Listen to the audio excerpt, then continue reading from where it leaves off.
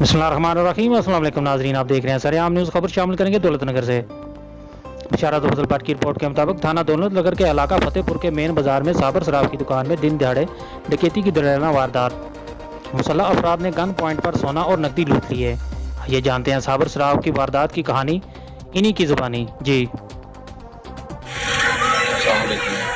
हमारी दुकान पे डकैती हुई है फतेहपुर वाली ब्रांच पे। मेरा छोटा भाई बैठा हुआ था, इधर 4 मुसल्ला डाकू आए और 2 बाहर खड़े रहे हैं, 2 अंदर आ गए। हमारा ये काउंटर तोड़ के जितने भी जेवरात थे और नकदी थी, कुछ चांदी का 4-5 किलो माल था, सारा लूट के ले गए।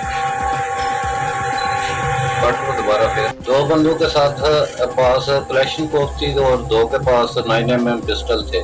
और गन पॉइंट पे जो भी मामला हुआ है वो आपके सामने ही देखा सुना आपने भी। इधर जो कुछ हुआ है, हमारे तो इधर रिशाब पे कोई चीज़ भी नहीं छोड़ दी थी, कोई चांदी का माल तक नहीं छोड़ दी थी, सब कुछ ले गए।